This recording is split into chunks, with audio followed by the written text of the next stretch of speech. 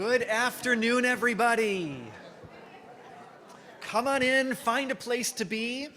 Just a moment ago, I was speaking with our guest, and he said, well, it's 2 minutes after 4. I don't know how much of a grace period we do at Sinai. And I said, none. I feel like we're already running late. Everyone knows that I respect those who are able to get here on time, and your time is important. And I love that you've come to spend this time with us this afternoon. Part of what, in fact, I was just reflecting on how many important moments we've had over the last bunch of days, and that's risky, because when you put big important things together, you wonder, are folks going to show up for the third big moment of the weekend? And thank God you did. That's the nature of who we are. We've just got so much hunger for all that being a part of this community can provide. I'm looking around at the faces, and it makes me happy.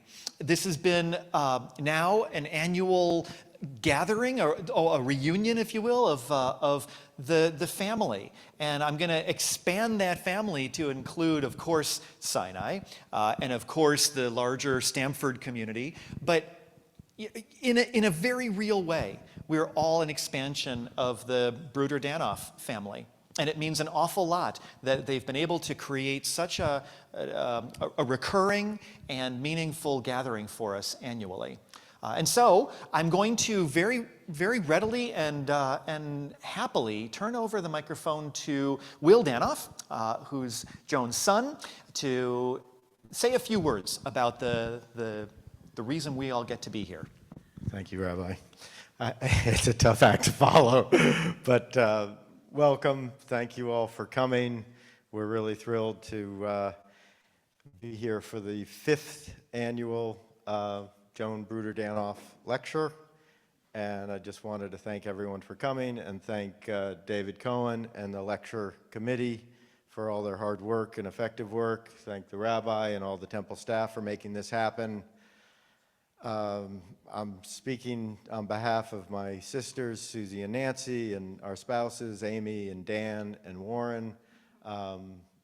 6 years ago, we wanted to recognize our extraordinary mother and, the 60 plus years that my parents were members at the temple. And so here we are, when I think about all the friendships that we've made at Temple Sinai and all the life events and the learning and the sharing, the praying, the mitzvahs, it's really remarkable. And we just wanted to endow the lectureship, and we're so happy that it's become a meaningful part of the educational calendar at the temple. And we're excited. I listened to the podcast this morning, Mark, on the way down from Boston, and we're in for a treat. So with that, I'll turn it over to our esteemed leader, David Cohen. Thank you. Thanks,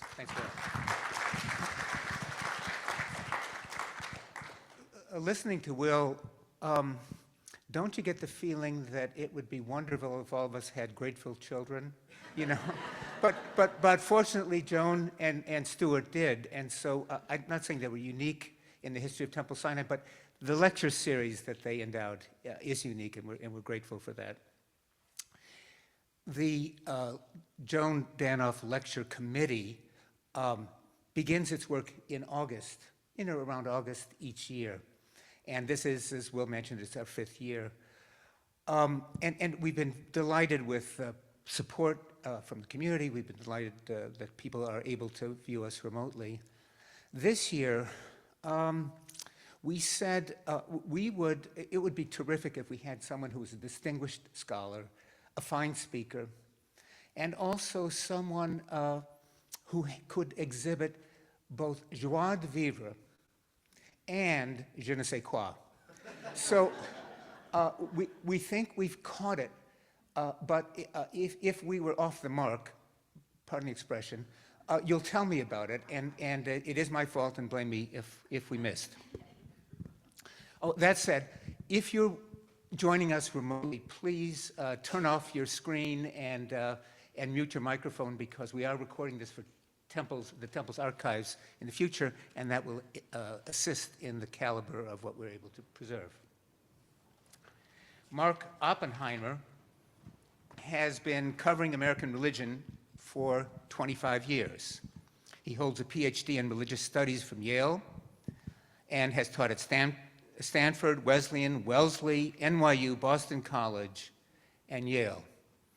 And if I've missed one of the Ivy schools, it's not his fault. He's getting there soon. Okay, so. At Yale, he was the founding director of the Yale Journalism Initiative.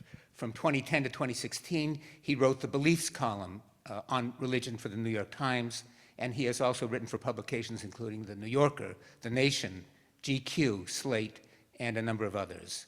He is the creator, or a creator of Unorthodox, the world's most popular podcast about Jewish life and culture, with over 7 million downloads to date.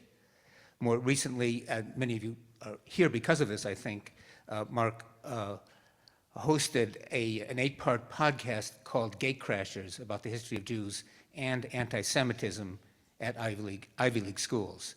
He's the author of 5 books, including the Newish Jewish Encyclopedia, and much more recently, Squirrel Hill, the Tree of Life Synagogue Shooting, and the Soul of a Neighborhood. He now edits the magazine Arc, which is published by the Danforth Center at Washington University in St. Louis. And he's working on 2 books, a biography of Judy Blume and a history of anti-Semitism in Princeton's eating clubs in the 1950s. Mark lives in New Haven with his wife, 4 daughters, 1 son, and 2 dogs. You may have seen, or may have received a card to ask questions. We will have a question period at the end. We'll be collecting them toward the end of the lecture. If you have questions for Mark, we don't have unlimited time, but I'll read off some of the questions, and we'll be dealing with those at the end of our lecture. There is an oneg after the lecture. I can't imagine anyone here won't be able to find the food, but we do have that. That's offered as part of the lecture series, and certainly Mark will be here, and we want to have a chance to interact about the ideas he's offering for us. Mark? Thank you.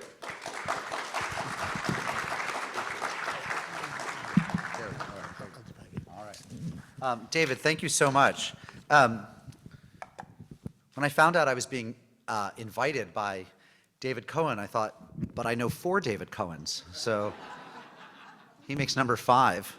It's really quite an honor. It's such an honor to be here. You are a wonderful crowd already, and I'm super excited, and it's great to meet your community. And I've had a lovely time talking with David and with your new director of engagement and with the rabbi, and it's such a treat to be here. You've been so welcoming already, and I hope I honor you and your hospitality. I have to say, you know, I do this for a living. I write and I speak and I teach, and so I'm often in worship spaces. Many of them are beautiful. A few of them are beautiful and include natural light and the kind of warmth and Hamishness that I feel in this room. But I'm seldom in 3 different Jewish worship spaces in 24 hours. And this weekend I have been. I spoke earlier today at a different congregation. Last night, just, you know, and this wasn't work, this was play, this was fun. We attended in Ridgefield, Connecticut, the bat mitzvah of the daughter of a colleague of my wife's. And, you know, there's often a party favors, and usually I let the children have the party favors, but in this case, how could I not? So my daughter asked me if I was going to give my speech today wearing these. And while I'm tempted, I actually need to be able to see out of my glasses. So, but I wanted you to know that, what was it? I'm supposed to have joie de vivre and je ne sais quoi. So I hope that do I get my joie de vivre points or je ne sais quoi points? That's my je ne sais quoi points. Okay. I didn't know I'd have to brush up my French to give this talk. By the way, I want to say, not only is it so touching to hear Will speak of his mother that way, but it is very moving to hear children speak of their parents with honor, with kavod, with pride. I'm going to go home to my own children today with the message that elsewhere in the world, there are people who like getting up in public, who are not embarrassed by their parents, but in fact, like saying nice things about their parents. And wouldn't it be nice if we could all follow the commandment of honoring, doing as the Danoffs do, and speaking so kindly of their parents? Because my children don't actually believe anyone turns out to these talks. They say things like, Dad, you're going to go to, what, a temple in Stanford? and people are going to see you on their own? No, they're not. They think it's all a lie. I don't know what they think I do for a living. But it's good to be here, and I might ask some of you to, sign my, the back of my neck or something to prove that I had an audience today. It's when I talked to David and the rest of the hardworking committee about what we would discuss, one of the things that was very important to me was that while we acknowledge the rise in anti-Semitism that unfortunately we've seen in this country and in the world in the past several years, that we also point towards a more hopeful future. I always told people when I was working on my book about the synagogue shooting in Pittsburgh that, that while it was a sad story, it was a hopeful book. Because what you actually saw when you saw Jews faced with the worst thing that can happen to Jews, which of course is mass murder, what you saw was in fact a very sad tale of 11 people who had been killed in a building that had 22 people inside. 50% of the people were murdered. But you also saw an extraordinary community of Jews and Gentile allies coming together in the aftermath to support each other and to build each other up with resilience and love. And that struck me as so moving and so typically Jewish. And I would often tear up when I was talking about that book, but it was always at the moments where I was moved by the compassion, the warmth, the resilience, the sense of kahila, of community coming together. That was what made me tear up. It wasn't the actions of one demented anti-Semite murderer. That was sad, that was tragic, but that wasn't what made me tear up. What made me tear up was the good stuff. And that's sort of temperamentally who I am, and that's always the way I want to frame my conversations about Jewish life. And that's no different today as we talk about Jewish life on campuses. So here's my plan for all of you. If I have an hour, which I think I do, I like to speak for about half of it, no more. And then I really like to engage with the audience and hear your questions, because inevitably, not only have I overlooked something that's really important that all of you, or some of you, have questions about, but also that's where I do my own learning, so that the next congregation I speak to can get a really good talk. So all of you are just practice dummies in a way for the talk that I will give at the end of time when the Messiah arrives, when Moshiach comes, and I give the really good talk. In the meantime, we're just always trying to get a little bit, like all of us as workers, as moms and dads, we're always trying to just do a little bit better than the day before, right? So here's what I want to do in my portion of today, before it becomes our portion of today, is that I want to talk a little bit about the facts behind the myths, right? The facts that we have to cope with about anti-Semitism in America and its recent rise, because that's real. It's not all pervasive, and it's not the most important fact on the ground, but it's real, and we want to document it, and I want to talk a little bit about that. And then I want to talk about 3 responses to it that I think don't work, right? 3 responses. Oh, I just thought of a 4th response. Hold on. See, I'm growing already. Okay. I want to talk about 3 or 4 or 3.5 responses to it that I think don't work, or that aren't enough, aren't sufficient. And then I want to point the way forward to the way that I do think we have to respond to anti-Semitism, which I will not bury the lead, as we say in journalism. I won't keep you waiting. It has to do with our own sense of moving forward with pride, with courage, with omets lev, with enthusiastic embrace of Judaism and Jewish identity, which I think is much more powerful and wins out over anti-Semites and anti-Semitism. But first, as I say, so issue number 1 is, let's talk about what we believe to be, and I think correctly believe to be, a recent rise in anti-Semitism. It actually happens that this month we've seen the release of 2 significant reports with pretty good data on anti-Semitism. There was a report that came out from studies that were funded by the American Jewish Committee. This was actually in late February, so a month and a half, 2 months ago, which showed that in the past year, 7 out of 10 American adults report having experienced anti-Semitism online. This was a survey that looked at people's online lives. 7 out of 10, 70%. So for people who are online, who have Facebook accounts or Instagram accounts or Twitter accounts, what have you, 70% of them felt they'd experienced some anti-Semitism in their online life. And when you broke the survey down and looked at young adults, so say 18, maybe 18 to 34 in age group, it was 83% had experienced some anti-Semitism online. So think of what that means for, I have an 18-year-old daughter, she's going off to college in the fall. The life that she leads, if she chooses to go on social media, which she's never been allowed to, but she's a grown-up now, so this is, when she got a phone a few years ago, he said, no social media, but when you're 18, you'll make your own decisions, and she just turned 18, so we'll see what kind of online life she wants to lead. But it's quite sobering to think that she's entering a world in which 83% of her American college-age peers experienced online anti-Semitism in the past year. So, and of Jews who said they'd experienced anti-Semitism in the last year, 7 out of 10 of them had experienced it principally online, okay? In other words, the majority had not experienced it as an in-person assault, God forbid, or even an anti-Semitic joke or harassment or what have you. It was when they went online that they'd experienced it. So these are important data going forward. It's highly pervasive for people who are online, somewhat less so for people who are not. Now, just a few days ago, the Anti-Defamation League released one of its periodic reports about the state of anti-Semitism in America. Now, there are two, just so you know, there are two organizations that tend to track anti-Semitic incidents writ large, broadly speaking. So we're talking online, but we're also talking acts of physical assault, verbal harassment, vandalism, so let's say a swastika being painted on the side of a building, right? So tracking all of it. And those two organizations that track it are the FBI and the Anti-Defamation League. And both of them have flaws in their methodologies. I don't think either one of them is remotely perfect, but they're pretty good. Let's just say they're pretty good. And the ADL just released their report for 2024, and they said that they had cataloged, again, using their methodology, which involves polling police districts, Department of Justice, state-level departments of investigation, and so forth, right? They have a kind of whole methodology. But using their methodology, they counted 9,300 incidents of anti-Semitic assault, harassment, and vandalism in 2024. So 9,300, over 9,000 in the United States.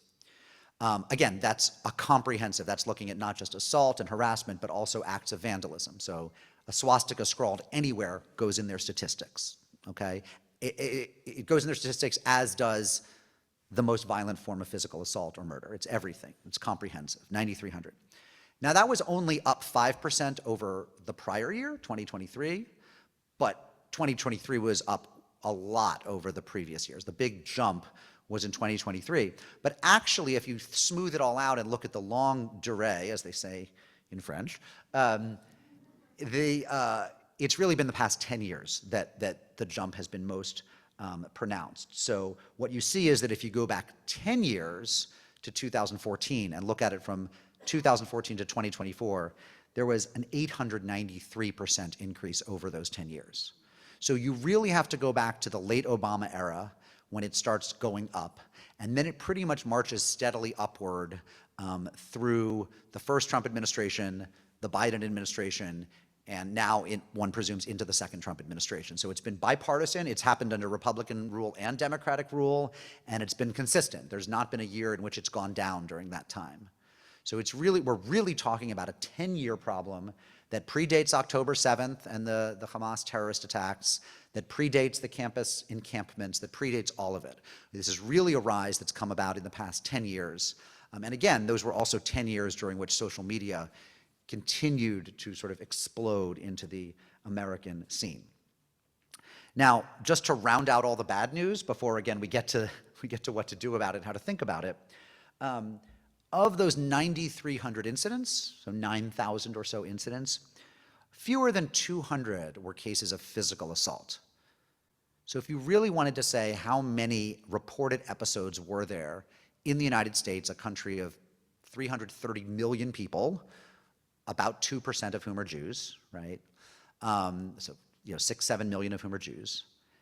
If you wanted to say how many were physically assaulted, threatened, et cetera, in that time, you'd be looking at about 196. You get up into the thousands when you start looking at graffiti and things like that. So all of us are going to weigh that differently, right? There are people who will say, actually, in some ways, anonymous graffiti is more terrifying than someone shoving you or screaming at you, that not knowing who the perpetrator is actually is more sinister than having some, drunk college frat boy shout something or shove you. People weigh different threats differently, and I don't want to adjudicate what scares you, right? All of us have our own feeling about what scares us. The bottom line is, all of it is scary. All of it is scary, all of it is sad, all of it is beneath us as people hoping to live in a civilized, post-hatred United States of America. And what's more, all of it is worse than it was 10 years ago, right? The trend lines are not that we're getting more tolerant, more progressive, more open, but that we're getting as a country less so. Now, I do always come to these things as a dad, right? That's certainly my primary identity. And so one of the things I'm always thinking about is, how do you talk about this to children? My children are ages 6 to 18, so obviously, you talk differently about it to the 6-year-old than you do to the college-aged woman. But nevertheless, I don't want them to sort of think of their country as one in which it's unsafe to be Jewish, because I don't think it is. I actually know, both statistically and sort of on a gestalt level, that the United States remains one of the safest times and places in the history of the world in which to be Jewish. If you compare contemporary American Jewish life to almost any other place and almost any other time, it's really, really safe to be here. And I always want to foreground that for all of our fear and for all of the ways in which it seems the country has backslid over the past decade, that if we're being mindful of the actual evidence, it still remains the case that the vast majority of Jews are going to walk through their lives without being physically assaulted for being Jewish, without having any anti-Semitism scrawled on their wall, et cetera, et cetera. And again, they are going to principally encounter anti-Jewish hate online. So I want to foreground that. I want to foreground a sense of gratitude.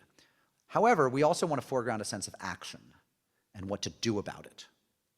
And so this brings us to part 2, which is, remember I promised I would talk about 3 or 4 strategies for how to push back against anti-Semitism that I don't think have worked. And then I'm going to talk about what I call campus lessons for Jews of any age, stuff that I do think works. So what are the ways that we push back against anti-Semitism that I think are not necessarily going to be successful? Okay. The first one is what I call the sort of like SWAT team activism. The idea that we can inject college students or children or even people of any age with some sort of quick dose, almost like a booster shot of Jewish pride, and then we're going to send them off somewhere, and because they got the sort of 3-hour seminar on Jewish pride, they're going to know what to say to the anti-Semites. And I'm going to tell you a story about this. I got I love speaking, I love public speaking, and I get a lot of invitations, and I try to say yes. But I'm going to tell you about one I said no to. About a year ago, so this is well after October 7th, I got a call from a very scared-sounding mom whose son was a junior or senior at one of the most expensive private day schools in Los Angeles. And she said, "We need you to come talk." And she said, "And money's no object." And I thought, oh, that's my favorite way to begin a conversation. And she's just given up all bargaining power. Money's no object, which is never really true. But it was my ears pricked up. And I said, well, how can I help you? Because when people call me to talk, sometimes it's because they have an endowed lecture series and want to have a great conversation, and those are the best. But sometimes they're calling because they're in crisis, or there's been a conflagration in their community, there's been a battle, there's been a fight, and they're looking for someone to come in and basically model civil discourse, someone to come in and talk soberly and sanely and thoughtfully, and then they hope that when that person recedes from the scene, they will keep talking to each other with as much decorum as the speaker modeled. You get what I'm saying? They've been at each other's throats, and so they hope that, I'll come in and, be a good dad or something. I don't know. And then there's a version of that, which is we're scared for our children, and given that we're a school or a shul or whatever, the thing we know how to do is hire a speaker to come in and talk to us. That's the antidote to our fear. And that's what happened with this woman. She said, we are sending off all these children to college, and all of us have been watching the news, And we see that every college is a hotbed of anti-Semitism and anti-Zionism and bigoted anti-Jewish encampments. And we're terrified that our children are going to either come home screaming at Thanksgiving break and just refuse to go back because it's been so horrible to be Jewish at, University of Illinois or UC Berkeley or Brandeis or Oberlin or Yale or whatever, Wesleyan, that they're going to come home at Thanksgiving and refuse to go back to college. That we're going to lose them to college, lose them for college, or that they will go off and hear such negative things about Jewishness that they will grow ashamed of their own Judaism. That they will, instead of thinking, maybe I'll go to Hillel for a Friday night dinner, or maybe I'll go to high holiday services, which happen, the second or third week of school on many campuses. It's kind of like, for many freshmen, their indoctrination, their assumption into the Jewish community comes practically the day they unpack their bags, when it's all of a sudden Rosh Hashanah. And the parents were afraid that their kids were going to encounter so much anti-Semitism that they would get to college and very quickly, as an adaptive strategy, realized they had to hide their Jewishness. And so they were not going to take a call from the campus rabbi. They were not going to go have dinner at Hillel. They were not going to go to high holiday services. They were not going to rush Alpha Epsilon Pi or Zeta Beta Tau or whatever fraternity they might otherwise have rushed, or sorority. And so what this mom wanted me to do, and believe me, I felt for her, was she wanted me to come in and give some sort of 2 or 3 hour seminar to the seniors at this elite Los Angeles private school about anti-Semitism, its history, the Holocaust, Judaism, why be Jewish, Jewish continuity, why to date Jewish, why to marry Jewish, Jewish summer camp, Anne Frank, Schindler's List, like the whole Megillah. I was supposed to come do that. To the Jewish Moms Club this was not a Jewish high school, so it was like to a consortium of Jewish moms and dads. And presumably the seniors, the teenagers themselves, were going to go because mom and dad made them and said, but Mark Oppenheimer's coming. And the kids were going to say, who the hell's Mark Oppenheimer, right?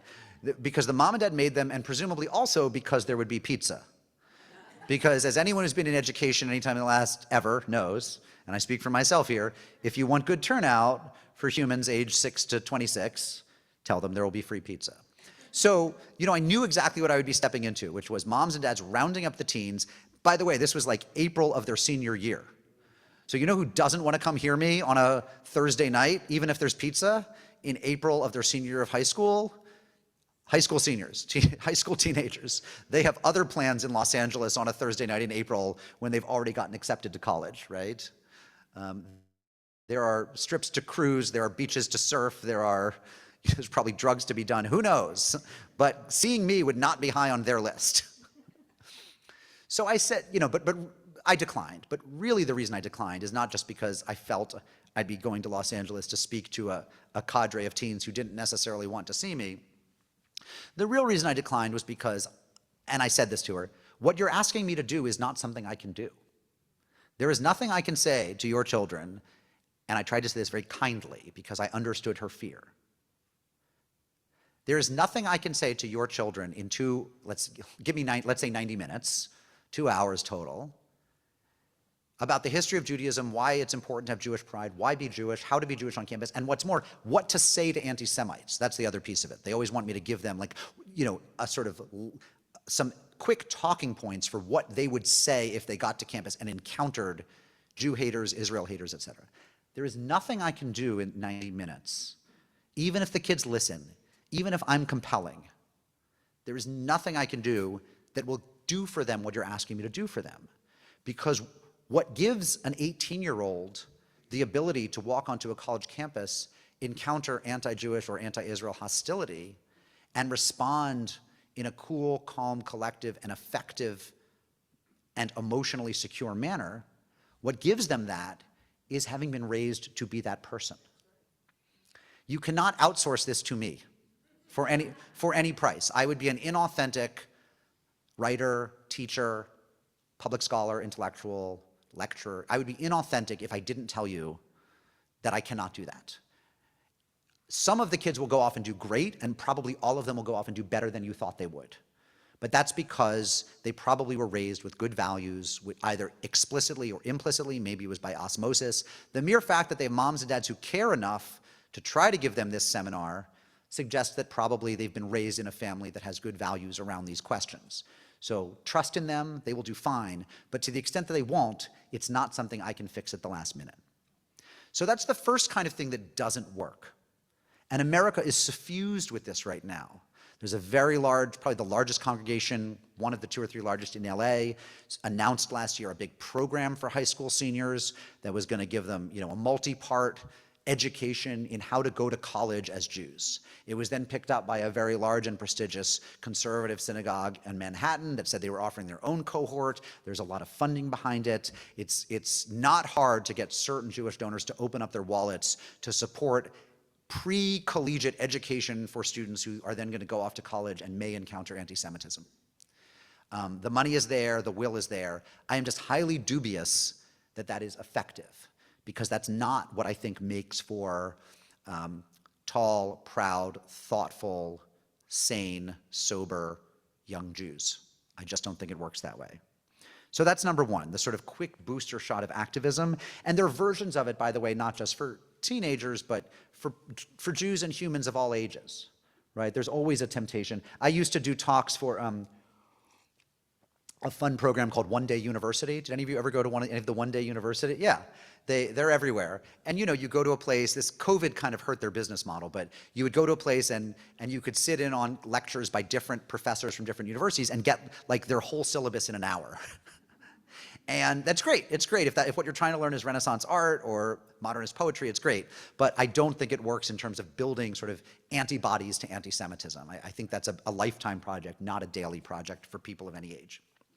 The second thing that you see a lot of that, like, to some extent can be a little bit effective, but often does more harm than good, and certainly is oversold, is Holocaust education.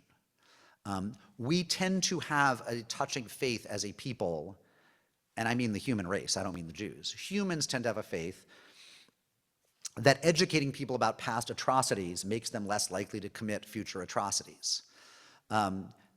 And so you will often find that in America, the response to some sort of anti-Semitic incident, somebody has, again, painted a swastika on the side of the high school building, or there's been some sort of anti-Semitic chant when the local sports team has faced off against a school from a suburb with a lot of Jews. You know the stories, right? And then what they always say is, give these kids Holocaust education. Take them to the Holocaust Museum, make them watch Schindler's List, make them listen to a Holocaust survivor give a talk. And a lot of this stuff is very well-meaning. The problem, of course, is there's actually no good evidence that that kind of curriculum, that kind of learning, makes people more compassionate in the long term. There is no great evidence that we know what kind of educational formation inoculates people against someday committing genocide, supporting genocide, or just being callous about genocide. As we all know, the Germans were by some, by many people considered to be the most civilized in the world on the eve of the anti-Jewish measures of 1933, on the eve of Hitler's ascent, right? There was no reason to think, or there were many reasons not to think that that could come to Germany of all places. You would have put Poland and Ukraine and Lithuania and many places higher on the list of places likely to execute some sort of, genocide against the Jews. But the reality is that you can be very civilized, and you can even be very educated about history, and you can even be educated about the history of genocides against a particular people like the Jews, and still not be meaningfully inoculated against anti-Semitic views or anti-Semitic feelings. And it's also the case that even if we thought that once upon a time that Holocaust education, or as they're now saying more broadly, genocide education, was a successful response to anti-Semitic hatred, it would be one that is going to have diminishing returns as the Holocaust against the Jews recedes into historical memory. I mean, the reality is, pretty soon it'll have been a century ago. The reality is that Holocaust survivors are dying every day, and we are almost at the point where nobody who remembers the anti-Jewish measures in Germany will be alive to talk about it. We are at the point now where anyone who remembers them was extremely young when they happened, and we're almost at the point where nobody will speak of them from memory. And then we will be at the point where, there's nobody alive or alive and well to talk about it from that era. So we have a kind of mini industry built around a certain kind of Holocaust education that, even if it were effective, and we don't have good reason to believe that it ever was, would have diminishing returns and eventually would have to be replaced by some sort of new model. Some of you might have read, there was a great cover story in the Atlantic magazine a year or two ago by the novelist Dara Horn that was highly critical of Holocaust education, and I thought in many ways was dead on. And she pointed out that they were now going to start using holograms of Holocaust survivors, and they've created some of them, and there are schools that go to Holocaust museums where they can now watch holograms of real people who are now dead talking about their experience. And of course, there's a kind of charming upside to this, but we can see, especially in this age of artificial intelligence and deep fakes, and we can see why, going forward, the idea that we're going to connect students to their own humanity by showing them holograms of dead elderly Jews is a really dicey proposition. So that's the second one, is that we're coming off about 30 or 40 years in this country when the demand for Holocaust education was seen as a response to anti-Semitism. Just to give you one quick statistic, in 2016 there were 7 states that required some sort of Holocaust education. Today there are 25 or more. I mean, as of about a year ago, there had been 18 added to the 7, so they're at 25. Probably by now there's a 26th or 27th. So the majority of American high schoolers are supposed to get Holocaust education. I will just say myself, as an educator, one of the really worrisome things is who's doing the educating? Do we really have enough high school civics teachers who are competent Holocaust educators that, again, even on the best of days, they would know what to tell students about the Holocaust, or about Judaism, or about Jews? The reality is most Jews would not be competent to do that education. I'm not sure that I would. Giving a historical education on a specific period in time is a specialty. And so these tend to be unfunded state mandates that require school districts to do the education, but don't give them extra money, extra curricula, extra training on how to do it. So it's a very broken model. So that's the second. The third response is hyper-securitization. So a lot of communities, all communities probably, Jewish or not, when faced with some sort of challenge, look for ways to spend money because it feels effectual, it feels like something you can do. So in the Jewish community in the past few years, you've seen, partly aided by federal grants, though Trump is, I think, not interested in that budgetary measure, but the Biden administration's been pretty interested in it, has been spending a lot of money on bulletproof glass, double locked doors, in some cases fences around synagogues, guard towers, I mean, you name it. There's sort of everything under the sun. I will only say briefly, because when I talk unbriefly about this, people get mad at me, that a great deal of that money is wasted. And a lot of it is spent on the recommendations that are made by for-profit security firms that often are trying to sell the community a product. So the community, the federation, or the synagogue, or the school will hire a security firm that comes in and says, here are the 20 things you need to do to harden your borders against murderers, and let us sell you 17 of the 20 of them.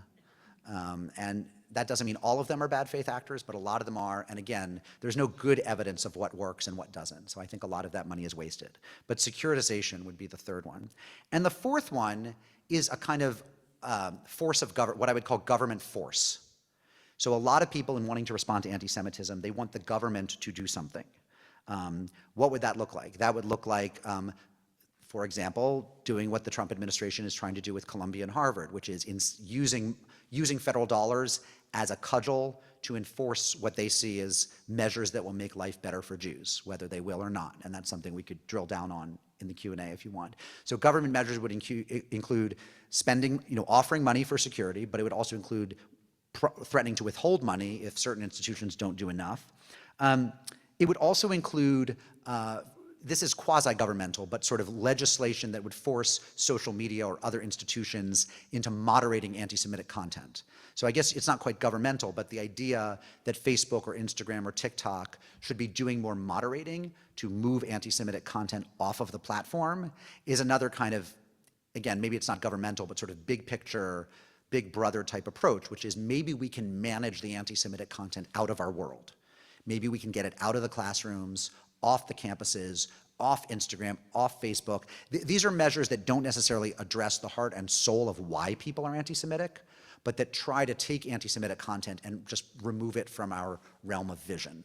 I'm not saying that's a bad thing, but I do want to be clear that when you could have an Instagram or TikTok or Facebook free of anti-Semitism, but that wouldn't say anything one way or the other about whether the country was free of anti-Semites. In fact, that's kind of the world we had before social media, which was anti-Semites when I was growing up in the 80s and 90s. They didn't have access to the daily newspaper, by and large, right? I mean, let's be real. Like if you're growing up in the 80s and your news comes from Dan Rather or Tom Brokaw or Peter Jennings, and your newspaper is the Springfield Daily News, I'm from Springfield, Massachusetts, or the Stamford Advocate or the Connecticut Post or whatever, crazy anti-Semites didn't have access to publications. And then the internet comes along and social media, and it turns out there are thousands of these people. And the second you give them a bullhorn, they will spew anti-Semitism at you. It's not that they were created overnight.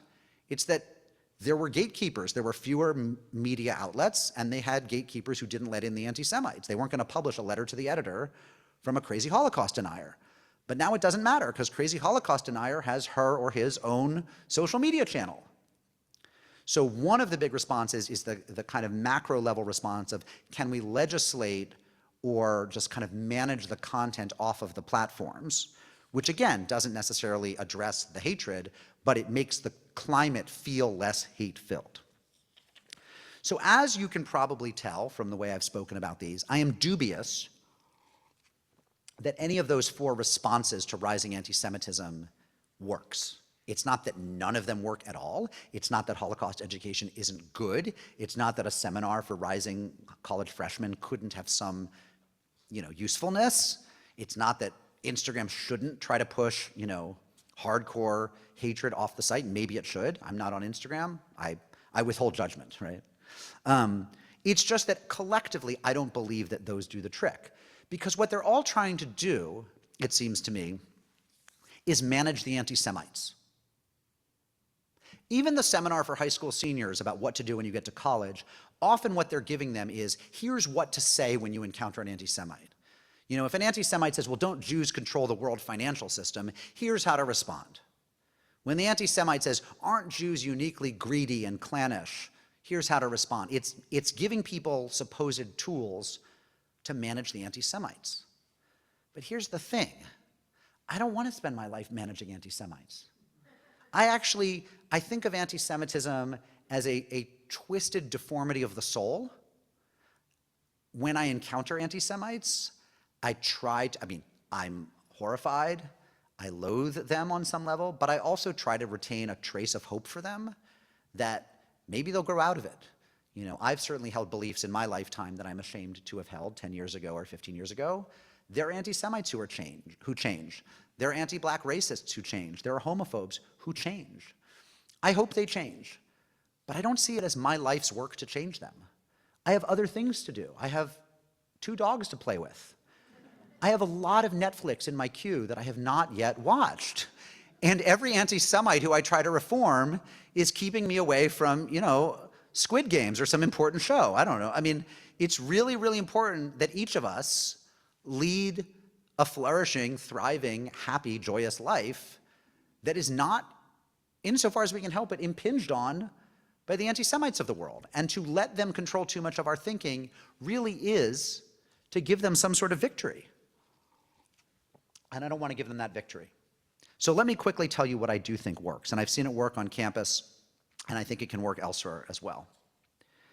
I think what works is basically, number one, showing up as Jews. Now, what does that mean?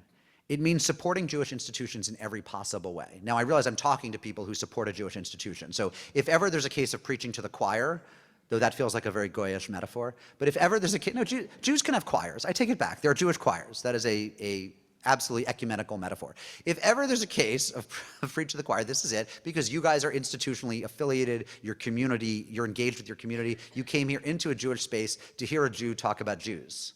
So you get it. But when I talk to the parents of concerned teenagers, as I sometimes find myself doing kind of informally, one of the things I say is model institutional affiliation. Not just in terms of showing up at things, but in terms of giving tzedakah, giving some of it Jewishly, putting the bumper sticker of your synagogue or day school or summer camp on your car, showing up. I always tell people, I remind people, that my Mormon friends give 10% of their after-tax income to the Mormon Church. I don't think I know any Jews who do that, if I'm being honest. The reality is that as much money and time and voluntary effort as there is in the Jewish world, and it's admirable, we are not anywhere close to being the most financially generous of communities. We are not anywhere close to being the community that shows up the most to worship services. We are a community that has falling rates of attendance, affiliation, financial support, personal support. And that's not in any way to pick on us. Like, this is a community I love and love speaking to. I love the world of Jews and Jewry. But it is to say that before we start investing in the next Holocaust Center to talk about the anti-Semites, let's be investing in our day schools, summer camps, JCCs, congregations, the sort of legacy institutions that we have, because those are places that build Jewish knowledge and Jewish pride. It's not nostalgia that makes me want to invest in them. It's actually quite the opposite. It's not looking to the past, it's looking to the future. Number two, I always tell people, if you're trying to do something to fight the anti-Semites, live the calendar a little bit more. What do I mean by that? I get this from a rabbi friend of mine who used to work at a Hillel, and he used to always say, I would say, what are you trying to do? What do you hope for the kids in 4 years? You get them for 4 years. What do you hope? He said, I hope by senior year they live the calendar more than freshman year. And what he said was, I hope they celebrate one more holiday a year than when I met them. Meaning, kids come in, they've grown up doing Hanukkah and Passover. He says, maybe I can get them to do Rosh Hashanah and Yom Kippur. If kids come in, they do Hanukkah, Passover, and Yom Kippur, Rosh Hashanah, he said, maybe they'll fall in love with Sukkot. If they love Sukkot, say, maybe I can get them into Shavuos. If Shavuos, I'll say, maybe they love Simchat Torah. And what I like about that is any one of us can do that as a matter of growing in our Jewish learning and practice and experience. Like, whatever your world of holidays is, learn one more as a way to fight back against the anti-Semites in the world. And the third thing I would say is that we have to actually vote with our feet. We have to gather as Jews, and I don't mean online. And this, I think, is a very important crusade for me. Crusade's maybe not the word to use in a Jewish context, but this is a very important, urgent mission, especially in the age after COVID, which is we are a people that created the technology of coming together as human beings. We said you can't have a full worship service unless there are 10 of you, right? We said you can't have a wedding without 10. We said there's supposed to be a minyan for a wedding, for a bris. We said even to say the prayers after you eat dinner, even if for benching after dinner, there should be 3 of you, right? Basically, contrary to Christianity, which exalts the hermit who goes off at, the church fathers, they would go off into the desert for months by themselves, right? You go on silent retreats and you become a monk in silent meditation forever, and they think that's great. Judaism always said, actually, that's the wrong way to lead a Jewish life. We have a distinctly contrary message, which is we come together as people. And so every time I see a Jewish book club, every time I see a student majoring in Jewish studies, every time I see an endowed lecture, I think this is actually doing the theologically urgent work of Judaism. All of which is to say that I think there is a very important role that all of us can play in fighting back against anti-Semitism. I am not a fatalist or a nihilist about this. My message is not, don't worry about anti-Semitism. My answer is, the second you start worrying about it, say, what positive measures can you take, can your children take? I mean, I'll just conclude with this story.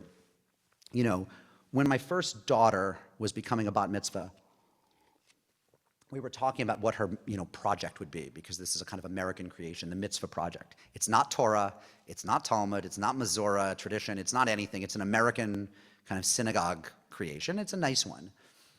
And she was saying, a lot of my friends, they do things, they like raise $100 for a charity, or they do this, or they sew a kippah for someone who's suffering. I don't want to mock any of it. It's just like she was saying it's a small bore thing.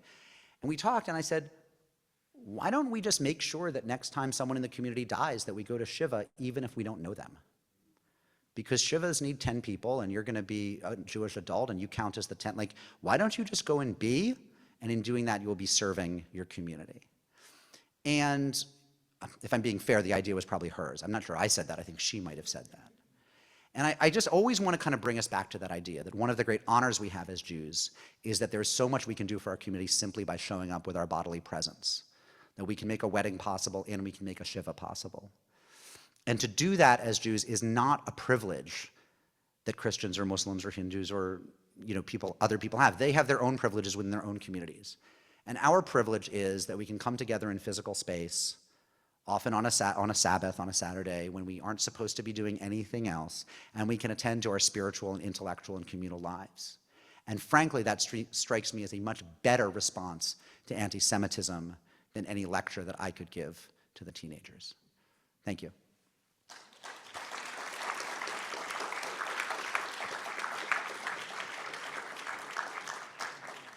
So those are my humble thoughts.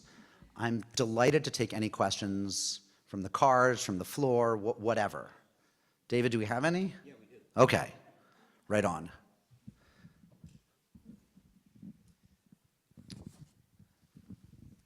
Some of these people write with panache. To me, one of the biggest concerns is middle school bros see adolescents. So this is a writer, audience member who's worried about adolescents. To what degree do you worry about anti-Semitism becoming fashionable with kids? And I think the question is with younger kids. With younger kids. So that's a great question. To what extent do we worry about anti-Semitism becoming fashionable among younger kids? I will just put a finer point on that. I don't know if the questioner was thinking about this in particular.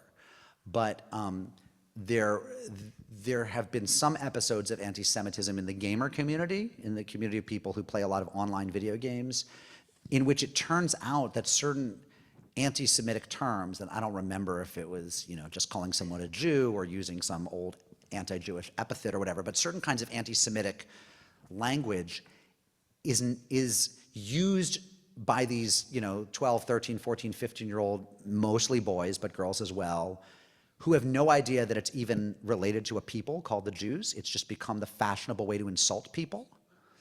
And there was actually some really interesting work done at the time when they discovered, there was some celebrity, I don't remember the case, who was using some of this language, and they realized this person, sincerely didn't know that there were actual Jewish humans out there who were being insulted.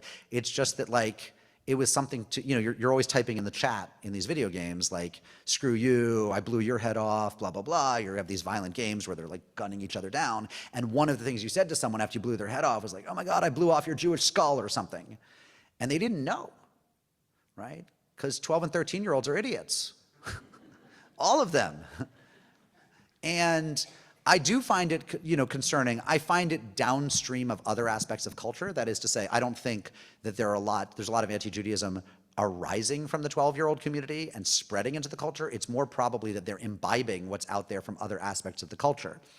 I will say that when I've heard of it being a real problem, it is almost always in online spaces.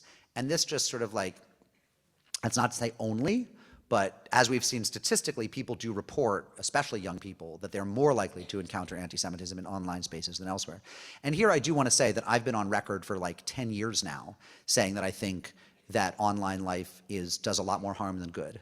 And I think it's profoundly toxic, and schools and parents should be doing all they can to put that kind of technology in its place. I work in media. I don't pretend that people are going to get off email and texting and social media platforms. I'm not naive about this, but certainly good parenting involves being very, very mindful of what your children are exposed to and putting up guardrails and controls for children who won't always have the self-control to do it themselves. So to me, that's a kind of subset of a much larger question about the role of social media in our lives. Do you think that the crisis, the Mideast crisis, and the reaction on college campuses do you observe that it's strengthening the ties of young Jews to Judaism or pulling them away? That's a great question. There is a school of thought out there that and I don't mean to belittle it, but there is a school of thought that can be a little funny that sort of says hardship is good for the Jews. It's kind of tests our mettle. And it's, I've talked to a lot of rabbis lately whose congregations are growing, are like bursting at the seams, and this is a terrific thing. And when I say to them, to what do you account the growth? And we had this conversation, and the growth here is obviously, has to do with the strength of the community as well as the superb charisma of your rabbi. But the, and I actually do think that leadership is one of the kind of underappreciated virtues here. But, I have had rabbis respond to me, say, like off the record, they've said, the anti-Semitism has made people return to temple. And I've heard Hillel rabbis say this, that, our Friday night dinners are bigger than ever because kids are looking for a safe space. And they're not happy about October 7th. I want to be clear. None of them has remotely suggested that this is God working in the world to bring Jews back to their faith, by slaughtering Jews. That is not the case. But it is the case that there are people who look at this complicated array of factors and do have a sense that the Jews who make it through are going to be tougher, more committed, et cetera, and that more Jews will kind of recommit and all that stuff. I'm, somewhat dubious about any long-term effects of the current moment, in part because the lived experience of your average undergraduate, even a Jewishly engaged one, except in certain moments and places, like I think clearly at Columbia University's campus, there were a few weeks where like the lived experience was dominated by discussion of Gaza. But for most college undergraduates in America, their lived experience is still like parties, dances, football games, grades. I mean, it's the quotidian experience of what they do morning to night is not controlled by campus politics, except for a very small group of activists on both the left and the right. And most people are not living that experience. And so I'm just very hesitant to make any generalizations about even your average Jewish student, because I think their lived experience is not mostly connected to foreign affairs. So you're not looking to swelling ranks of kids in their 20s and 30s surging into synagogues when they get off of the campus? I think time will tell. No, my prediction, if I were a betting man, it would not be that you would see meaningful synagogue growth of recent college graduates 3 years from now. I'll give you one data point. After the Tree of Life synagogue shooting in Pittsburgh, right? So here's a city that came together in a very, very profound way to support and aid and celebrate its Jews, and the Jews came together, afterwards. As far as I know, there was no growth in synagogue membership. That is to say, the Jews of Pittsburgh, who like Jews everywhere, are mostly unaffiliated. They have a lot of affiliation, but it's mostly unaffiliated. It is not the case that synagogues, you'd think the year after the Tree of Life shooting, maybe your average synagogue in Squirrel Hill, Pittsburgh, would have seen a 10 or 20% bump in membership.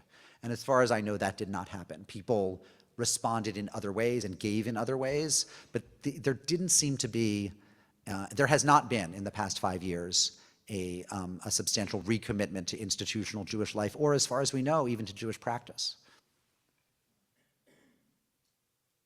People haven't been attending your lectures to the extent that... Not enough. I mean, that's the real measurement, right? Exactly right. Exactly right. Here's a focused question for you, Mark. Is Harvard right or wrong?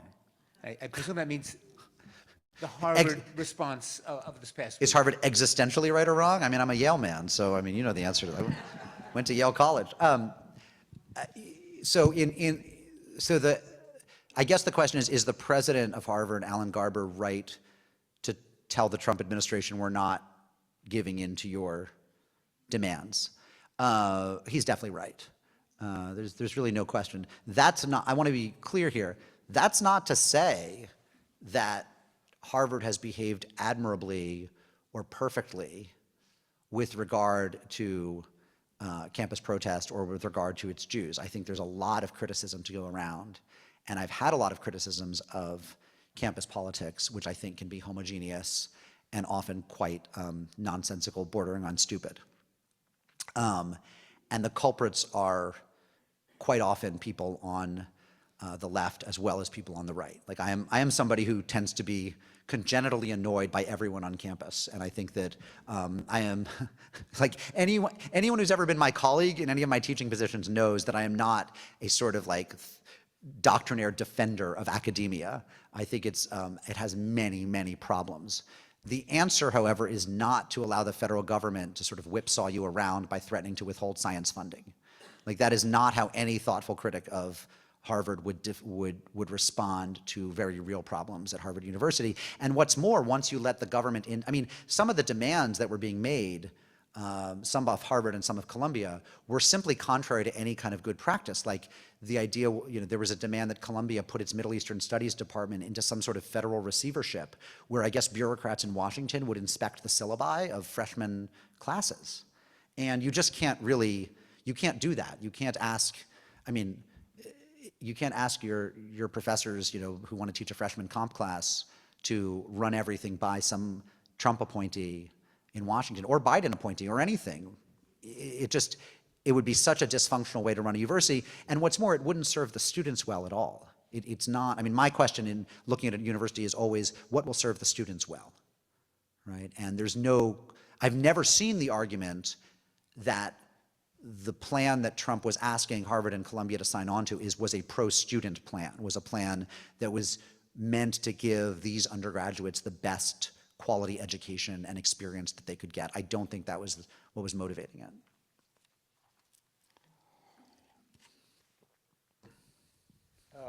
Moving from campus to society, and just given what else you've told us about modeling Judaism for younger people, is it your impression that people who view themselves as secular or cultural Jews only are going to have less resilience with respect to the issue of anti-Semitism than those who affiliate? I would be hesitant to make generalizations based on people's self-identity. I think most people don't think too much about their self-identity. We tend to have a sense of how they describe themselves Jewishly only when pollsters come and ask them, right? Like, I go to a conservative synagogue, but I don't walk around thinking I'm a conservative Jew, right? Like, most Reform Jews don't think, like, Reform is my religion. They think I'm a Jew. I'm a Jew, and this is my temple or my community.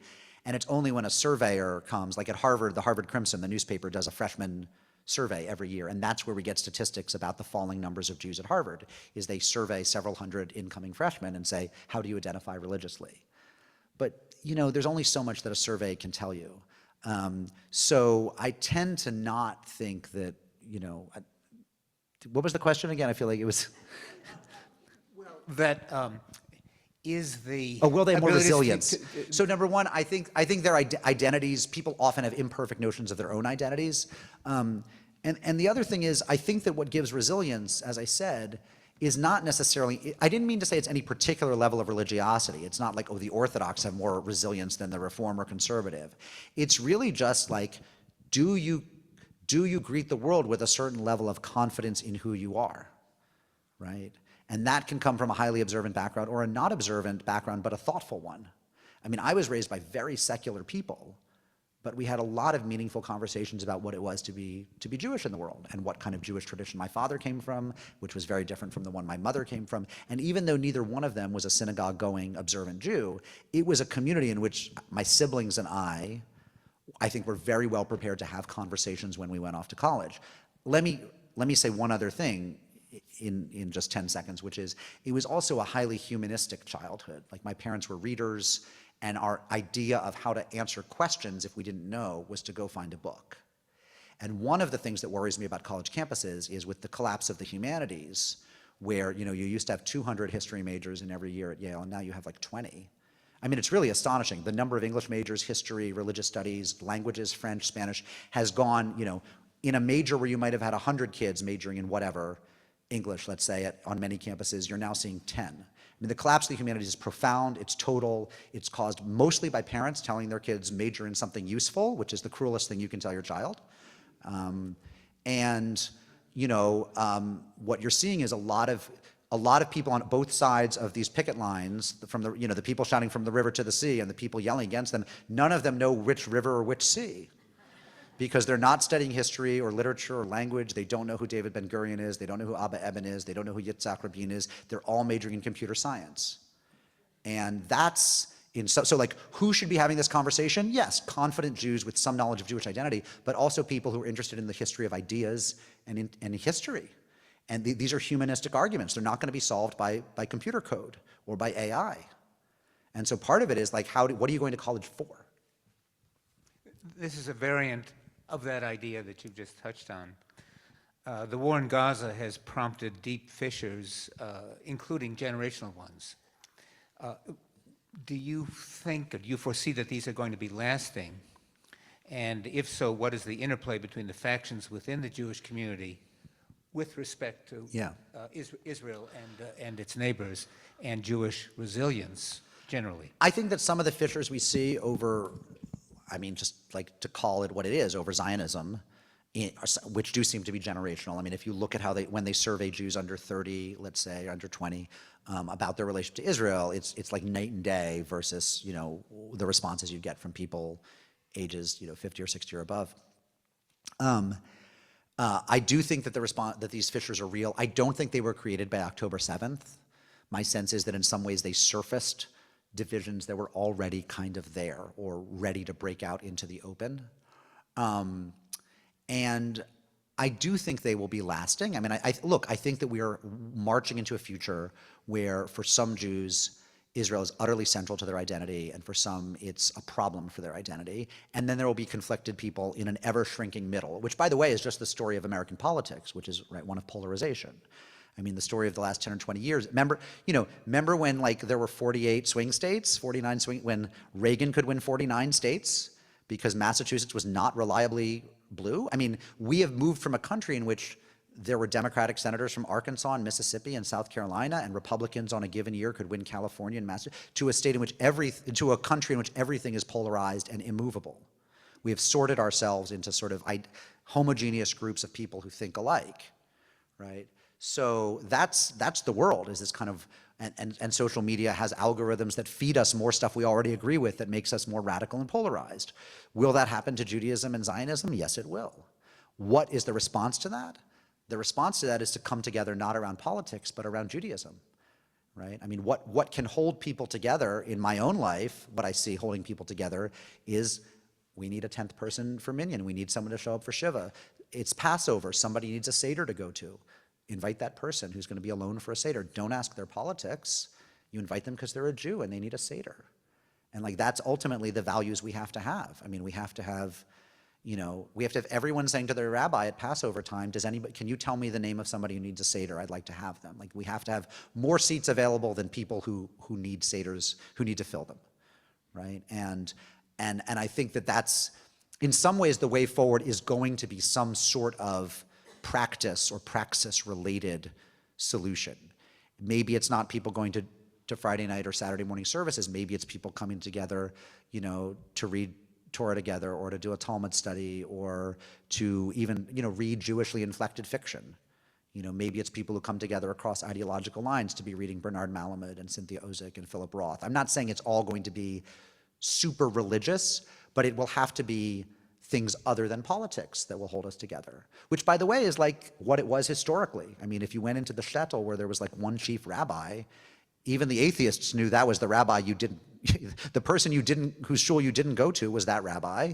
And a lot of people, there were skeptics and atheists, and there were people who were totally Haredi and believers and trembling before God, and they all had to live together and come together around certain shared truths, shared facts, shared communal interests. And I think we're headed back toward that place where there's less agreement around Israel.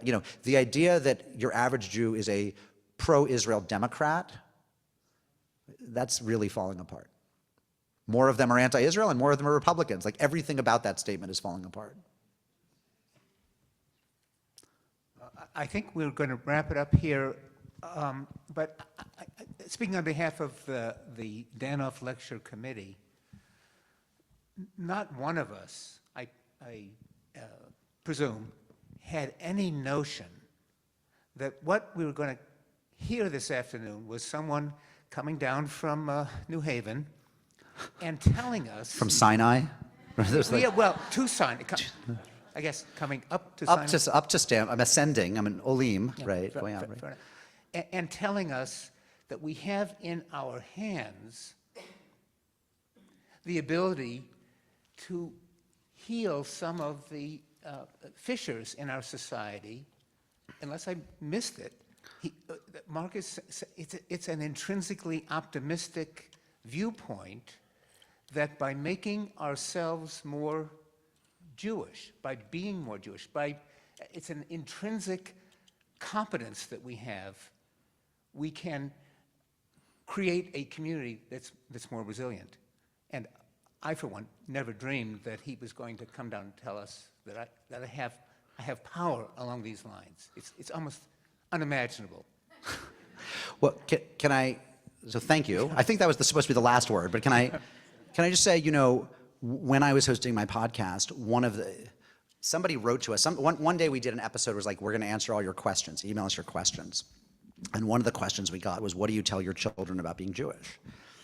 And I had to think a lot about that, because it's hard to put into one sentence.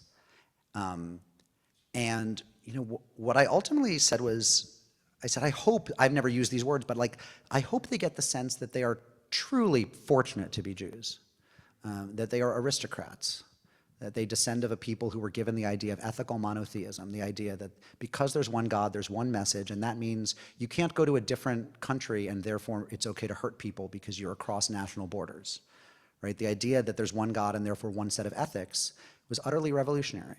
And the idea that we put it into a book and thus created mandatory literacy, that doesn't mean every Jew has always been literate, it's not true, but the idea that what it took to be religiously competent was to be part of an intergenerational transhistorical book club was incredibly profound and revolutionary and gave rise to other world religions that try to do the same thing.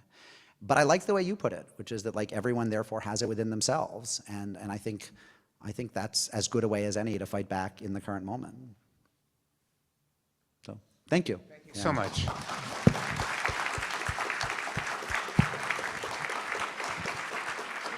Those of you who are watching from home, thank you for joining us. Those of you who are here, please join us and inundate Mark with questions at the Oneg right now in a few minutes. Thank you.